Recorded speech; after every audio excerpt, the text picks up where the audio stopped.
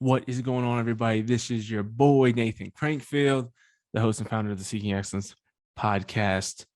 Man, it is great to be with you today. I haven't recorded a solo one in what feels like a long time. It really hasn't been a long time. I've just done an F ton of guest podcasts recently. I've done a lot of podcasts in like the last 6 months. So to reiterate, if I haven't shared with you in a while, it's that I really want to write a book this year. And so part of what I'm doing is trying to batch a ton of podcasts together and then take a break from podcasting for like a month at a time and just focus solely on writing for 30 days. Cause I can write a lot. What I've learned is that I can't podcast a lot and write a lot, which, at first I was kind of like, don't be soft. But, on the other hand, it's kind of like I podcast a lot, I'm going to do like 200 hours roughly of, 100 hours, like with 100 episodes of podcasts this year, not including any like other guest podcasts or talks or things like that too. So it's like a good bit, you know what I mean? And so yeah, all that to say, here we are. I'm gonna be trying to get a lot of these done so I can get ahead a little bit. So this is the furthest ahead I've ever been, like after I record this one, I think I have one more until I'm like 2 months ahead, which is pretty cool. And then I'll write and get right back to, neutral basically and have to do it all over again, which is fun. But thank you guys so much for listening along. I'm recording this here at the beginning of February, and incredibly exciting, the stuff that's been happening. We've had a lot of momentum, a lot of growth. I think it's easy to start the new year with some strong momentum. And so we've been able to do that and kind of continue riding it out. And so very grateful for all of your support and for your listenership, if that's a word, and just your participation in any way, sharing the podcast, liking, subscribing, leaving us reviews and ish like that. Really, really grateful for you guys, man. It's been tons of fun. I really enjoy it. And hopefully today's one you'll enjoy. I will warn you ahead of time, likely going to curse a little bit on this one because I'm going to be talking about some mental toughness, talking about my Achilles injury a little bit, been reflecting on this recently as I just hit a year, a few weeks ago since like post surgery and whatnot. And so just really been thinking about this a lot. And I've always wanted to do one on mental toughness, and it's such an interesting topic, right? So the topic of mental toughness is, like the value of it, the virtue of it has been so underestimated and undervalued in our society. We've had this beautiful, and you've heard me talk about this before, we've had this beautiful increase in awareness of the importance of mental health, the importance of mental health professionals, of taking care of yourself, as far as like trying to avoid burnout and things like that. But society does this, right? We swing like the pendulum swings back and forth and you go to extremes, right? And we have like brief stops in the middle. And I think that the military is probably the only organization left, or one of, like police, military, things like that, where you're still like kind of too far on the extreme of like mental toughness versus mental health. If you're like prioritizing just one or the other. And I really think the virtues and the mean of prioritizing both. And I'm going to talk about what that looks like today. But I think so much of society is like really, really over prioritizing mental health and negating the importance of mental toughness. And we're seeing that all over the place, right? You see how this is played out. What I'm interested in, on a societal level is it's been really interesting to me recently as I've reflected more and more on like the shift that has happened with like the boomers, right? So we used to think of like the difference between boomers, baby boomers, and millennials was very you would think of like this, the strongest difference often would be seen in men, right? Like millennial men were considered to be soft, we're considered to not know how to do like a lot of these practical skills and work with our hands and to be tough. But I've met a lot of soft boomers in my life as well. And when you think about a lot of the issues in society, right? Like these boomer men might have been like, great at well, putting a fence up or changing tires and changing the oil and all this stuff. But they really let society collapse, which like isn't that dope if you really think about it, like the societal collapse and the total like not crushing it of the church stuff, like evangelization, for example, the spirit of Vatican II that really fled into churches like in the 60s, 70s, and 80s, where it just got like super liberal and unorthodox. Like, so there was that, right? So like that's not that tight. But they're really hype about being able to like change tires. And like, I'm very happy to announce that I can also change a tire. There's definitely some handyman stuff that I'm not great at. We do have YouTube now, which really helps. And so I prefer to be with the men of today, not all the men of today, but the select few of us who strive for virtue and holiness and try to like, defend freedom and preserve orthodoxy and the truth, that can use YouTube for a lot of the stuff that people who didn't care about those things, which I would call higher values, could just do on their own, right? Could just do off memory. So there's that. And I think, I say all that to say that I think it's a lie that a lot of men today aren't mentally tough, or at least that we're substantial. I think that's not true. There are a lot of men today who are mentally tough, and it's men and women. I'm not going to just talk about men, but I think that it's a lie that we're somehow like substantially less mentally tough than the generation right before us. Now, the generation before them was a bunch of savages, and they definitely were more mentally tough than millennials. The greatest generation, the generation went from World War I to World War II, savages, some absolute studs, some thugs, really respect them. And they were, some tough SOBs. But I think you start to realize when you talk about the virtues and the mean, even with some of the boomers, right? Even if you say the boomers were like more physically tough, you still see this like lack of courage when it comes to spiritually leading the family, when it comes to being emotionally available to the family, when it comes to being courageous and vulnerable with your wife so you can actually have a strong marriage and not be married 3 times. That was lacking. And I think that's the thing that we have to look at today. I think mental toughness is very correlated with courage. And I think we have a very fear-based society. We have fear-based and fear dominated congregations in our parishes. And it's a massive problem. So I think those two things are very similar. And what I saw a lot of times in the military was men who were courageous in jumping out of airplanes and going to, getting deployed and going to war, but were not courageous enough to pray in front of their family or to, like I said, be vulnerable to their wives and open up. It doesn't mean you have to like cry, right? Like Emily's never seen me cry. It really frustrates her. She's really hoping that she'll see me cry on the wedding day. I told her not to get her hopes up. And it's not that I don't try to cry. And there's men I know that are, more emotional that cry frequently. And I don't look down on them as men. I don't think that it's got to be a thing that if you're a man, you can't cry. But it's just something that I don't necessarily do that often. But I think we have to have this balance, right? Of like being emotionally vulnerable, being open with how you're feeling, what's going on in your life, right? Like not closing off your family, especially your wife, to a lot of things that are happening in your life. And just being able to like actually express yourself and understand how you're feeling. Like there's a lot of value in that, and it can be difficult and uncomfortable to do. I remember when we recorded, Emily and I, the Crucial Conversations podcast, I was talking about how like just talking about those things, like feelings, all this stuff, like still kind of makes me a little bit uncomfortable. But I do it anyways because I know it's what's best. And that's what courage is about. Courage is having the fortitude to push through the obstacles, the setbacks, the resistance that you face in order to do what is right. And so in talking about mental toughness today, the way that we build that is the same way you build, I kind of view it as like a muscle, right? And it's kind of a virtue. And so, I remember having this great priest one time. So I'm gonna make a quick analogy for the mental health, mental toughness stuff. So a great priest friend of mine once explained masculinity and femininity and how we view those like totally wrong, right? Our approach is really, really bad. So he said, typically what people look at is a spectrum of masculinity and femininity. And you have masculinity on one side, femininity on the other.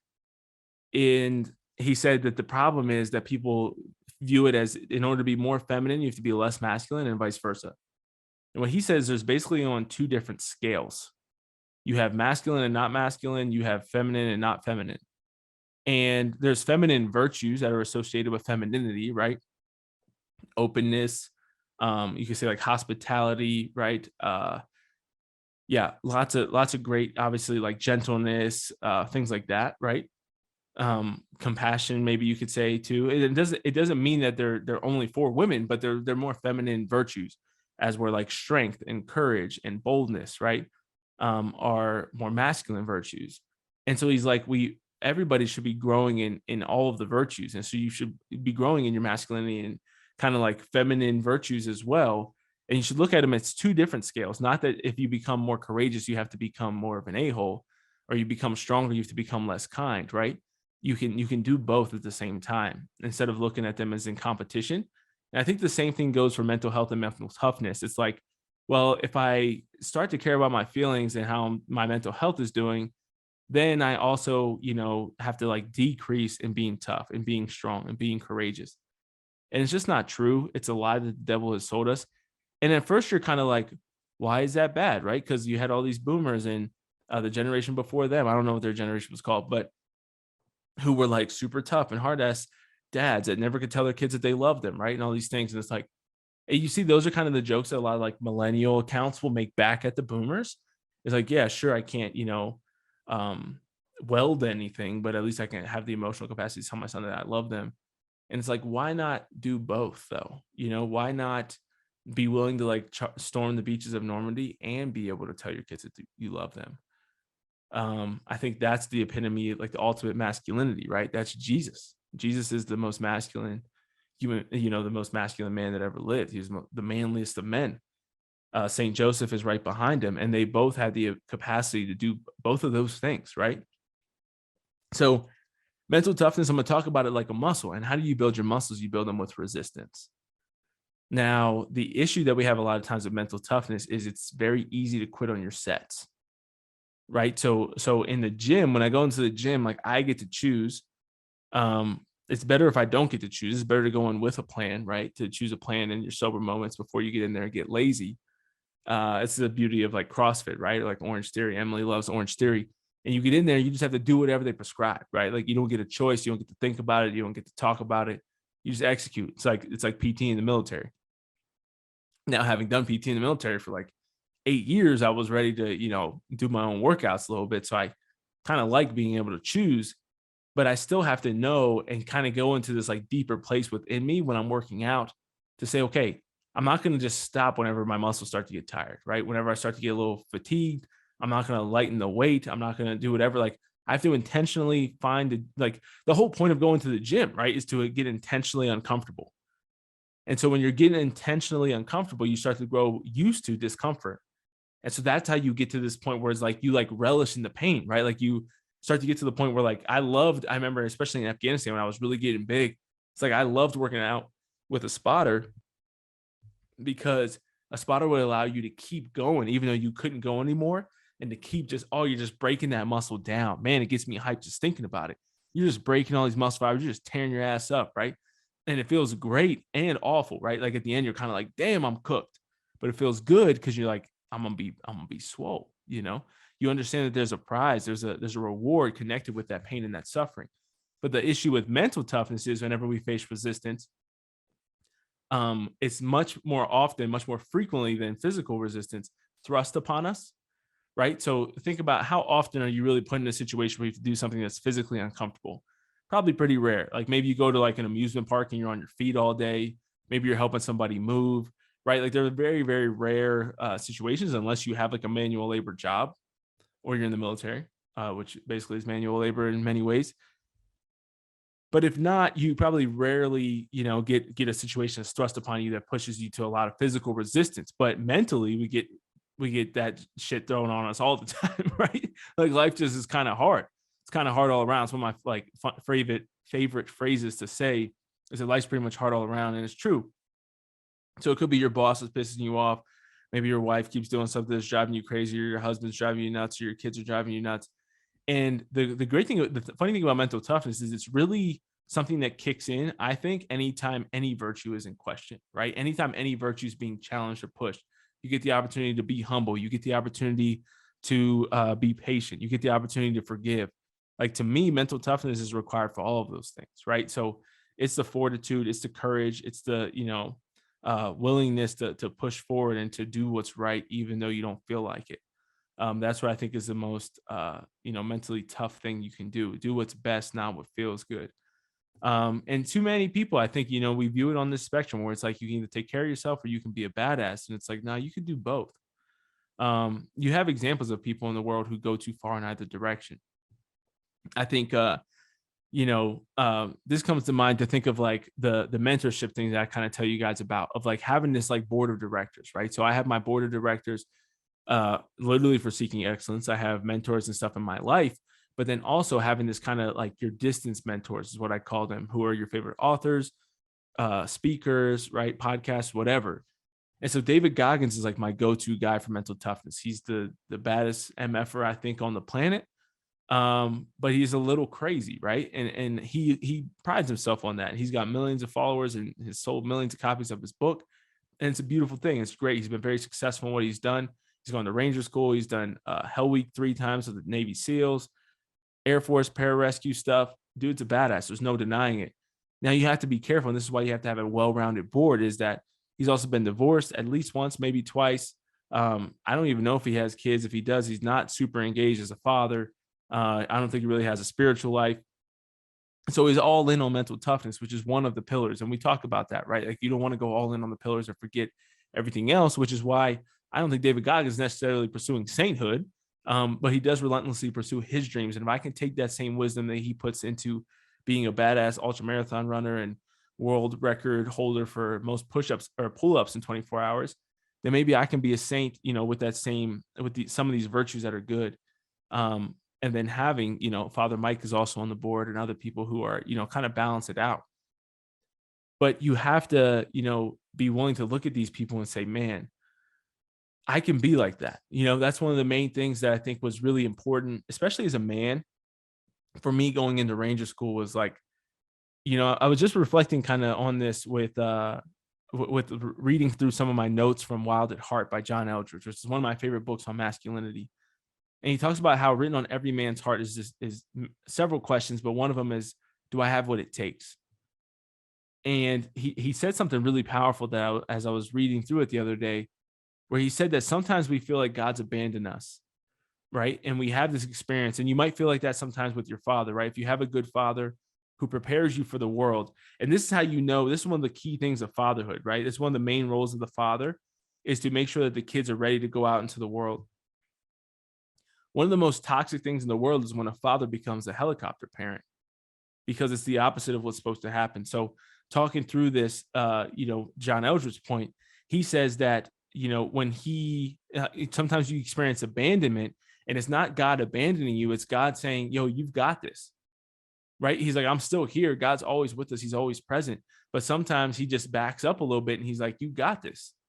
And sometimes the only way to see how MF and bad you are is to do some crazy shit, right? Is to go through some difficult stuff and to come out better on the other side. That's the only way to do it.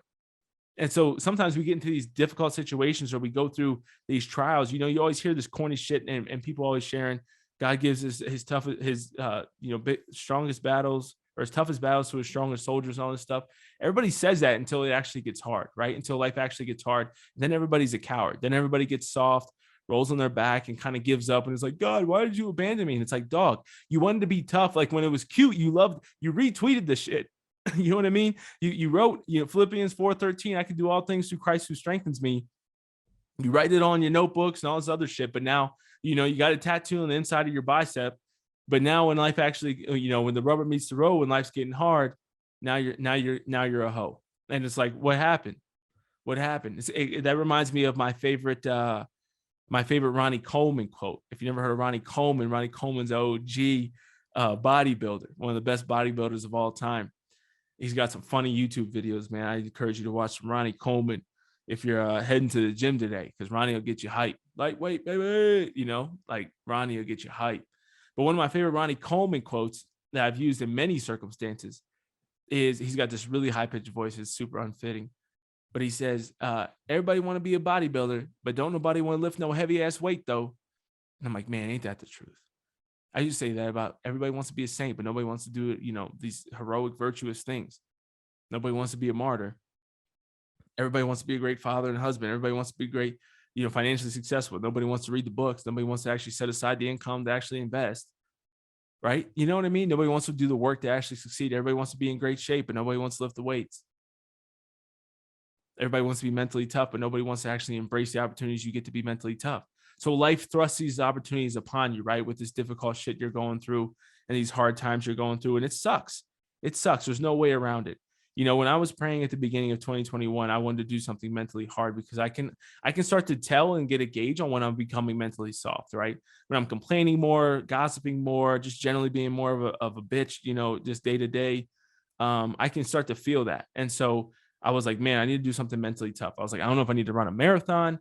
I don't know if I need to like join CrossFit. I don't know if I need to do some other like crazy shit that I haven't, hasn't come to mind yet. But whatever it is, I need to like discern that, and I'm sure God will show me what it is. And then 15 days later, I tore my Achilles. And so tearing my Achilles was, yeah, not fun. I know it sounds like maybe it was like kind of a good time, but believe it or not, it was actually like not awesome.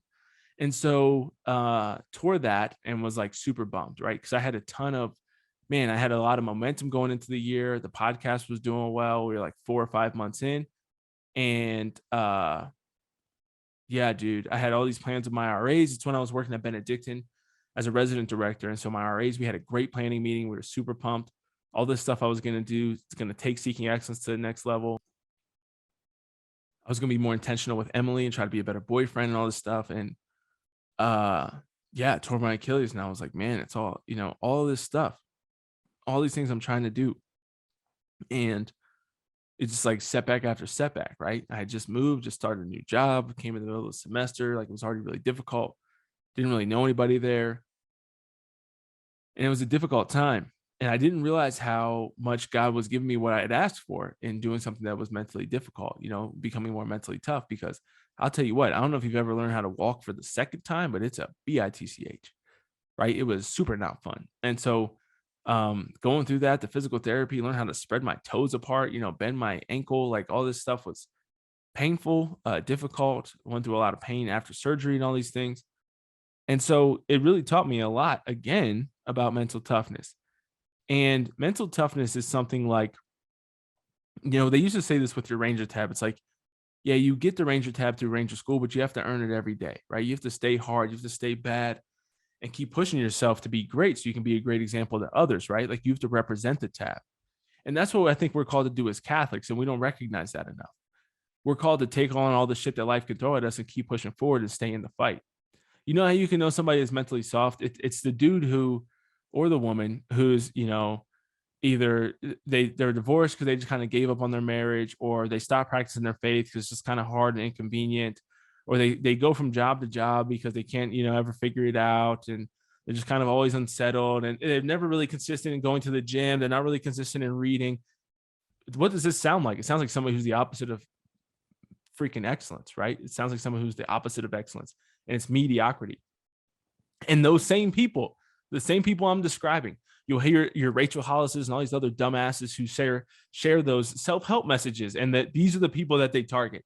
It's mediocre ass people that they target, and they say, it's okay to be mediocre. Sometimes you just need a break. Sometimes you just need a rest day, right? You heard this all the time after the effing pandemic, where it was like, if you didn't start your side hustle, if you didn't start anything else or learn a new skill, like you don't need to feel bad about yourself. And it's like, well, what the F did you do the whole time? What did you do? It's okay if you didn't read, if you didn't start a workout routine, if you didn't, and it's like, I didn't crush all of those things. Nobody did, right? I mean, very, very few people did it all, right? Lost weight, got back into shape, read 30 books, started a side business or whatever your dream thing is, a blog, podcast, whatever. But it's like, you did nothing. Like you just sat on your fat ass for 9 months or whatever. I mean, if you lived in California, I guess it's been 2 years now, 2 years and running. But for the rest of us, it's like, dude, what did you do? What did you do the whole time? What'd you do? What'd you do? What did you do? What did you do? I don't understand. And there's all this softness. Well, sometimes you need to take a break. And it's like, that stuff's nice, And I talk to you guys a lot about the ratio of pat on the back to kick in the ass. And sometimes you got to kick your own ass. Sometimes you just got to kick your own ass. And you got to recognize, I'm not fulfilling my potential. I'm not doing the things I'm called to do. I need accountability. I need a coach. I need whatever. And you need to find somebody who will help you to kick your own ass. And it can start with you, though. Start with getting up and going to the gym. Start with reading every day. Start with making time to freaking pray. Stop beating around the bush. Stop bullshitting. Stop procrastinating on your life and start to pray every single day. And I'm talking to myself with this stuff too, man. I mean, I look at myself half the time. I'm like, I'm still overweight. I'm still out of shape. I still, don't read as much as I'd like to. I still don't pray as much as I'd like to, and all these other things. And it's like, okay, but am I going in the right direction? Generally, yes. Am I getting closer to where I want to be? Yes. But there's times where the answer to that question is no. And you need good people in your life. I think we've shared this story before, but Emily really challenged me about it was actually just a month. It was Valentine's Day. So it was almost exactly a month after after I tore my Achilles, only like 3 weeks after surgery. And I was kind of just feeling sorry for myself. I was in a pretty dark place at that time.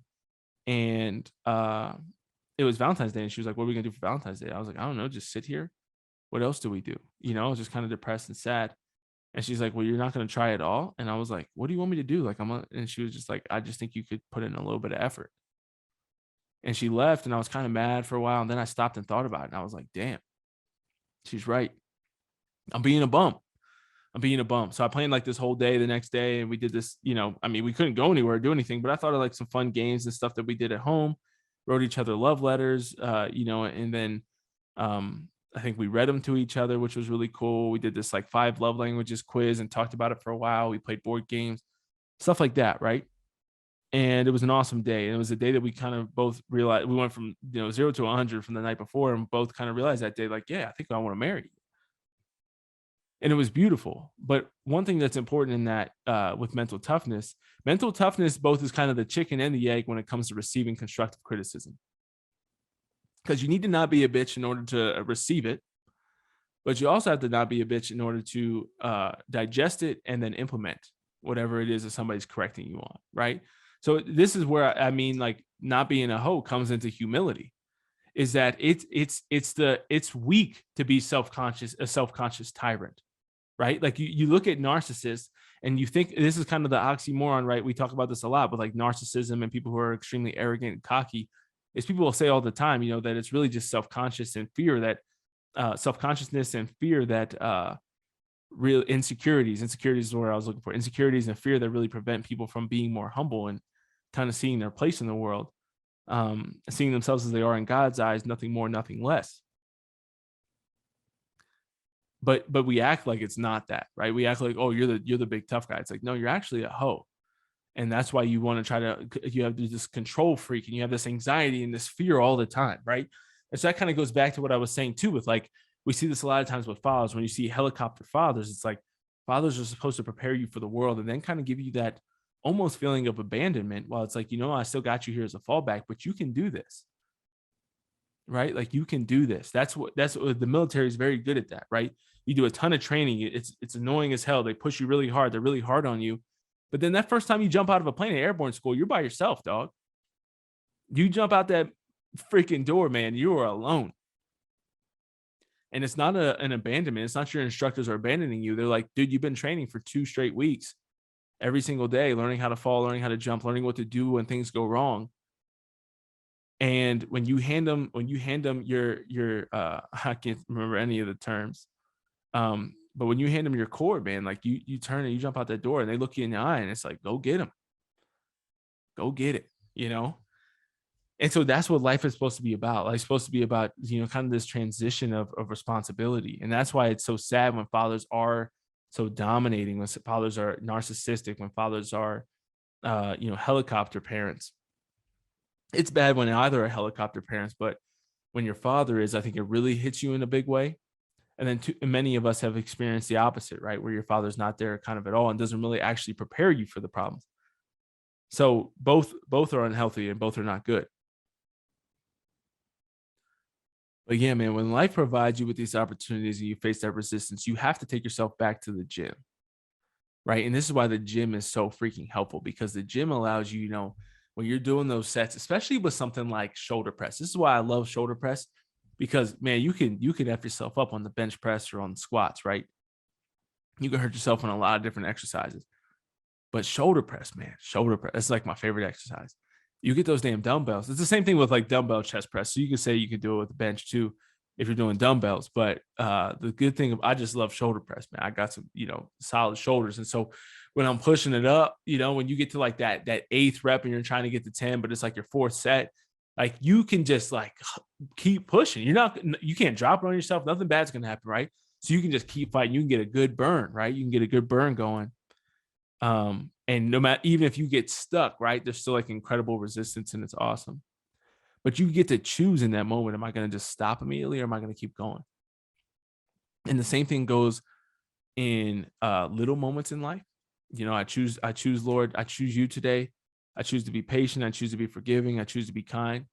And when someone starts testing your patience, you can start to develop that awareness through having a strong prayer life, that in those moments you start to become more, self-aware, and you're like, man, I'm starting to get this. Am I going to continue to be patient? Am I going to continue to be humble? Am I going to continue to be forgiving? When you get those choices, when you say, oh man, I know I said I was going to go to the gym, but do I feel like it's still? I knew I said I was going to read before bed and turn the TV off, but am I really going to do that? And then you get those bigger moments too, right? Where you started a podcast and you had to move a month later, and you're getting in this really serious relationship, and you're starting a new job, and you don't know anybody, and you're still podcasting, and then you tear your Achilles, and it's like, should I just stop? Because a lot of people stop. I mean, how many people do you know that started podcasts, or have you heard of that started podcasts during the pandemic and stop? Because I know a bunch. I know a ton. And this isn't about me. I'm not trying to brag about me. I'm just giving you examples from my life of when I learned, and I looked at myself in the mirror and I said, I've wanted to do this for a long time. I'm not going to stop now. And you start to see the devil too. Oh, the devil's oh man, he's the worst. So you got to start to hate that fool, right? Because when you start to hate him, then you start to get real passionate. You start to get real motivated to do the things that you need to do. Because that's what I think about. I think about the shit that makes the devil happy, and I just want to do the opposite, right? I hate him so much. Like that's all I think. I mean, it's not all I think about, but that's what I try to like bring to the forefront of my mind. It's like the devil would love for me to stop podcasting. The devil would love for me to stop writing. He'd love for me to start doing these things. I used to experience, I've had it a couple of times, and it happens still every now and then, but there was a period of my life about a year ago, maybe not even that long ago, 6 months, where I felt like I kept kind of having like night terrors and being woken up in the middle of the night, because when I'm really tired, I'm less virtuous. I'm more tempted, a lot of temptation, things like that. And so what I started doing when this MF, or when I felt like the devil was, or, a demon, like I really felt like it was like some spiritual warfare, because I was doing a lot of good stuff and kind of going in the right direction. When I felt like that was happening, when I'd get up, I'd start writing. I'm like, all right, you want to wake me up? I'm going to get up. I'm going to read or write or pray. And then guess what? Stop waking me up. You got to start doing the things that piss them off when he puts you in these tough situations, and just say, you can't knock me off, dude. You're not going to push me out of my purpose. You're not going to knock me off the path that Christ has set me on. You're not going to knock me off from helping the people I'm called to help, from being the man or woman you created me to, or God created me to be. You can't let anything knock you off from that. And I think that's what people don't realize. You don't have this like resolution, this hard commitment to what it is that you're supposed to do, to your calling in life. And what's more important than that? I read this other great quote when I was in Wild at Heart. When I was reading Wild at Heart the other day, let me see if I can pull it up real quick. It says, oh man, there's a few really fire ones in here, dude. But one of my favorites was from Albert Schweitzer. It said, the tragedy of life is what dies inside a man while he lives. And kind of going along the same line, it says, for after years of living in a cage, a lion no longer even believes it's a lion, and a man no longer believes he's a man. And so this is your problem, especially to you men out there. But this is true for men and women. I'm serious, ladies, because y'all be getting soft out here too. No way around it. Everybody is. Everybody gets soft. But men, dude, we put you in cages and we expect you to be a beast. Shit don't make no sense. A great kind of a take on this, I think, is Jordan Peterson's encouragement to us men to be a monster. Yo, I heard him talking with Joe Rogan the other night. Actually, I was listening to them, a little YouTube short. It was like a 5-minute video. And oh man, I'm trying to remember what yeah, dude. So Joe Rogan dropped this fire quote when they were talking about this. And Joe said, it's better to be a warrior in a garden than a gardener at war. It's better to be a warrior in a garden than a gardener at war. And that's the problem with a lot of men out there, is just you're not willing to be a warrior. And it's true for women too. We had St. Joan of Arc. There's been plenty of female martyrs in church history. And we just don't have the killers like we used to. And you know what I think it is? Like I said at the very beginning, we're a fear-based society. We're so entangled in fear and anxieties.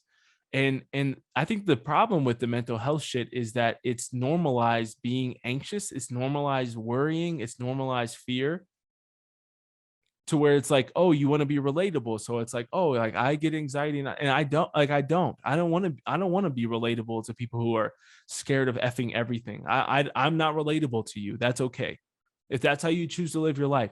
Are there people who have chemical imbalances in their brain and have serious anxiety disorders? Yes.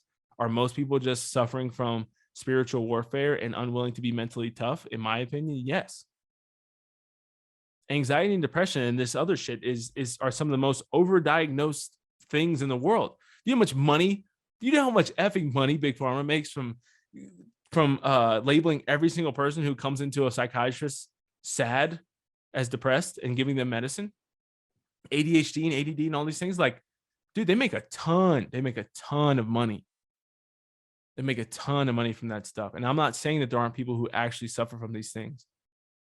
But I've had several friends and family members and stuff in my life, but there's one friend that comes to mind in particular when I talk about this. And it was just kind of one of those things where it's like he never wanted to try things that would help. And I'm not saying that things would have fixed it because I don't know. But the thing is that we'll never know because he never tried taking his faith life seriously. He never tried exercising regularly. He never tried eating a healthier diet. He never tried, taking his grades more seriously and actually getting his shit together. Maybe it was a chemical, but you'll never know if you don't actually try these other things and try them in tandem, right? Try them together. So I think we got to think about that, man. It's better to be a warrior in the garden. Why aren't you willing to be a warrior? Why aren't you willing to fight? Why aren't you willing to let go of that stuff? How many freaking times in the Bible does God say, be not afraid? I really never understand this. I never understand how we as Christians, as Catholics, look ourselves in the mirror and say, I'm afraid, I'm worried about this, I'm worried about all these things. People who go to daily mass and pray regularly, like not that many people have these chemical imbalances in their brain that are actually suffering from anxiety disorders and depression and like clinical depression. It just simply can't be. I don't understand it. I don't think the numbers add up. There's no way we have this huge spike. Life is easier than it's ever been. And you're telling me that now suddenly we have this chemical imbalance. The only way I could possibly believe that is because we are so drugged up, we are so vaccinated, and we are so eating all this processed shit that's so bad for us. That I could see potentially as being a cause of it. If you want to argue that, then I could see that. But I still think that it's solvable. I don't think that, I just find it hard to believe if the theory is God just suddenly made 2 generations of people who are, riddled with anxiety and depression. Just so happens that it also like big pharma can make a ton of money off that at the same time, right? That's just a coincidence that it just increased when like the medicine was available. We've had this increase. Was there an increase in need or was there an increase in medicine? Was there an increase in demand or just an increase in supply? And they decided to increase the demand to match the supply because they realized they could make a ton of money. Look up the description of depression, like the symptoms. I remember clowning about this in high school or anxiety. We all suffer from those things. And again, I'm not saying that there aren't people who actually suffer from these, there's people who are seriously mentally ill, have real struggles. I know people in my life who are like that, and I'm not judging everybody who takes medicine. I'm just saying that there's a lot of people out there who claim these things that it's like, sometimes you just need to get your shit together. Sometimes that's all it is. Sometimes that's what it takes. And that's okay. That's a good thing to recognize that. This brings me to another one of my quotes from Wild at Heart. It says from Daniel Taylor, few things are as encouraging as the realization that things can be different and that we have a role in making them so. People hate that. People hate the idea that that your current circumstances are a result of your choices. It's miserable because it also forces you to take responsibility for the bad. It gives you optimism and hope for the good, but it makes you take responsibility for the bad. And if there's anything I've ever encountered in my life more than anything else, it's excuses. And we all make them, and I've made them. I've made them for some of the worst things I've ever done, some of my worst mistakes, some of the things I regret the most in my life. But you don't have to make them anymore. You can let that go. You can release that. You don't have to live that way forever. So I think it's so important for us to evaluate that. How mentally tough are you?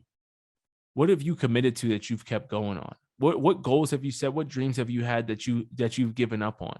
And sometimes it's important to quit, right? Like, I mean, I quit the military, like I got out. I didn't quit right away, right? I didn't quit Ranger School. I didn't quit once I committed to going infantry. I didn't quit in the middle of, my infantry training. But at some point I was like, you know what? I don't think this is what God's calling me to do. You don't have to commit to something when you're 18 and do it for the rest of your freaking life. But are you quitting on everything? Are you quitting on the things you're passionate about? Are you quitting on your relationships? Are you quitting on your fitness? Are you quitting on your learning and your education? And I'm not just talking about formal education with school, because that's not where you learn the most. I'm talking about what did you learn about the most last year? What do you feel confident giving a presentation on, or somebody asking you about, or being interviewed about? You don't know, like, do you know anything that well that you'd feel confident talking about it that much? What are your most important values? What do you cherish the most? What are your priorities in life? How are you living those out? Have you quit on going to mass? Have you quit on trying to live a godly life?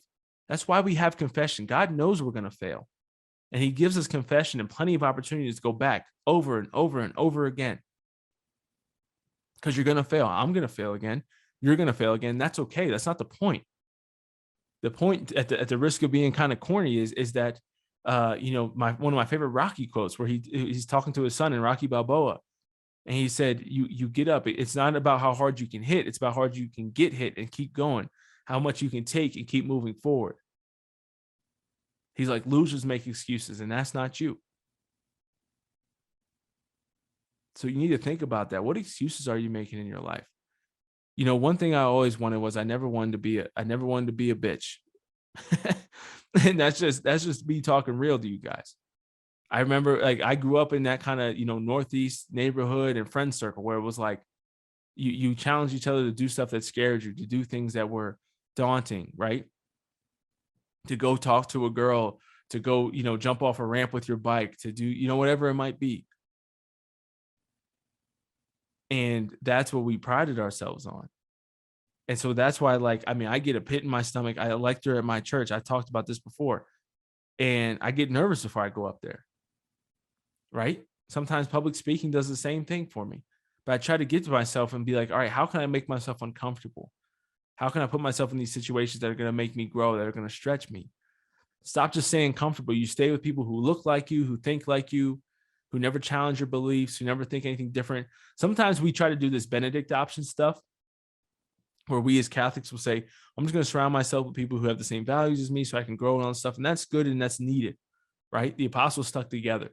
Paul usually rolled with a homie when he was, going around doing his stuff. And that's why he like longed to get back to his people. And you see that in the letters to Timothy and stuff like that. But he also went out amongst the Gentiles, right? He also went out amongst the people who didn't know Christ. And he faced a lot of shit for that. He took a lot of crap for going out there and preaching the gospel in these places. And it's important that we recognize that you can't make an excuse to alleviate yourself of your responsibility to evangelize, to be out there in the world, to be around people who make you uncomfortable, to be yourself in the midst of those people, right? One of my favorite poems, I've always thought about doing a whole podcast on this poem, and I kind of want to recite it now. Maybe I'll just talk about certain parts of it, right? But there's a lot of mental toughness in the poem If. So the poem If by Rudyard Kipling. So I have it memorized, but I might pull it up quick so I don't butcher it, because I'd hate to butcher my man's poem. But the reason why I want to share this poem with you is because I think it encapsulates mental toughness really well. So check this out. Oh man, I love this freaking thing. So it starts with, if you can keep your head when all about you are losing theirs and blaming it on you, if you can trust yourself when all men doubt you, but make allowance for their doubting too, if you can wait and not be tired by waiting, or being lied about, don't deal in lies, or being hated, don't give way to hating, and yet don't look too good, nor talk too wise.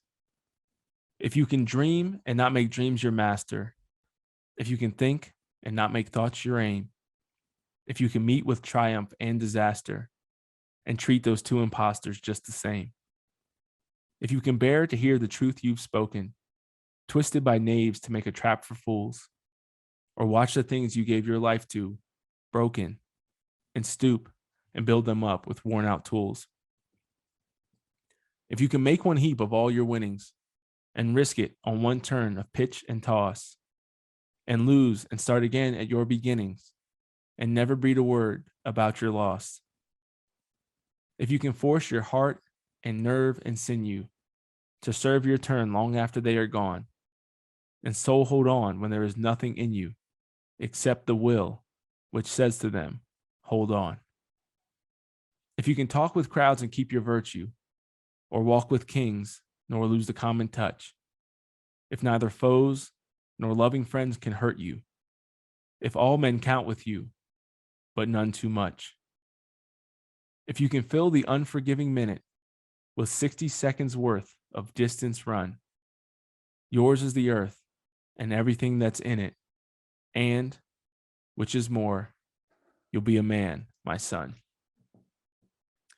Dude, when I tell you that shit gives me chills. I love that poem. I'm telling you, I've had it memorized, I've had it memorized for like 6 years now. And I pray with it. I pray with it all the time. And I'm like, Lord, make me into this person, right? Like, make me into this man. That's God. I mean, that's Jesus, right? That he describes there and all of those things. Certain things, I guess, not to make allowance for their doubting. I guess Jesus could technically do that. But anyways, dude, to be lied about, not dealing lies, being hated, don't give way to hating. That's toughness. That's courage. That's strength. Dude, to lose and start again at your beginnings and never breathe a word about your loss, that's toughness. That's courage. To force your heart and nerve, all your muscles to serve you even after they're spent. Dude, that's toughness. If neither foes or loving friends can hurt you, if all men count with you, but none too much, that's toughness. And that's the kind of tough I want you to be, right? I don't need you to be able to go run ultra marathons. And you always think of some like, big manly man and all this stuff that I'm talking about. And it's like, no, is fitness part of it? Yes, because it's the best training ground that I've ever experienced.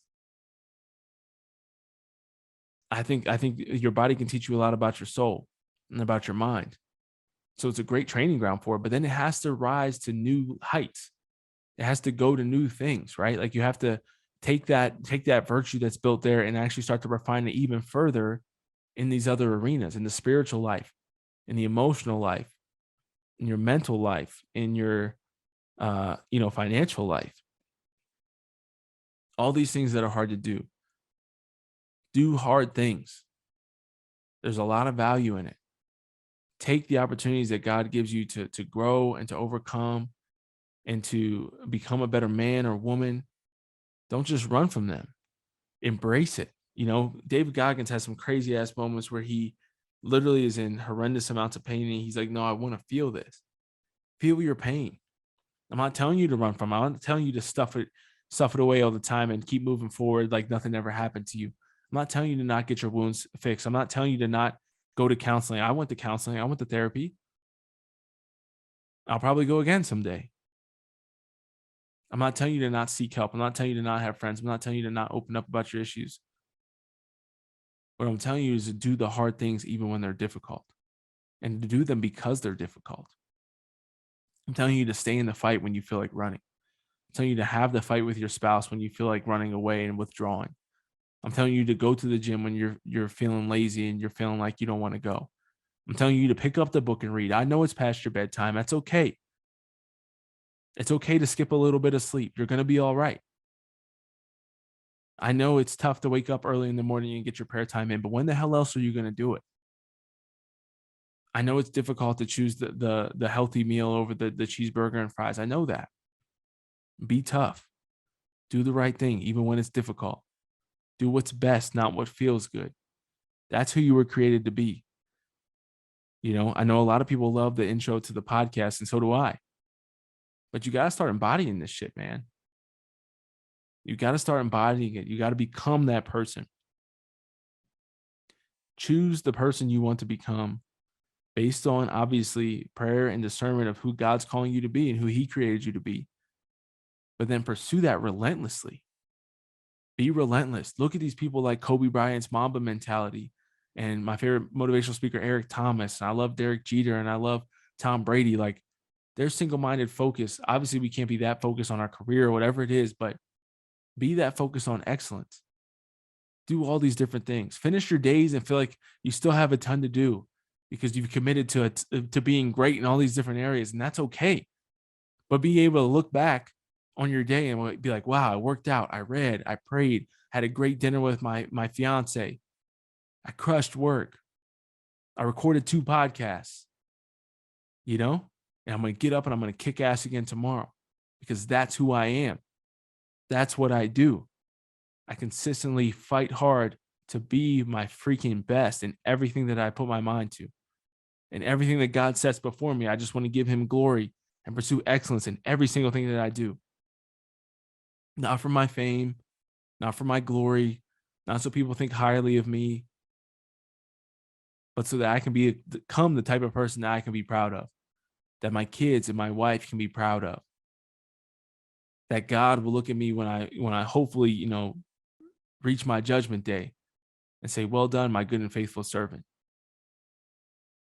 Way to get after it. That's what I want for you. So evaluate yourself, increase that self-awareness through prayer, start to read, start to exercise. And I'm telling you, you got to start taking this stuff seriously. Sometimes to be a saint, you got to be a savage. And we need more savages in this world.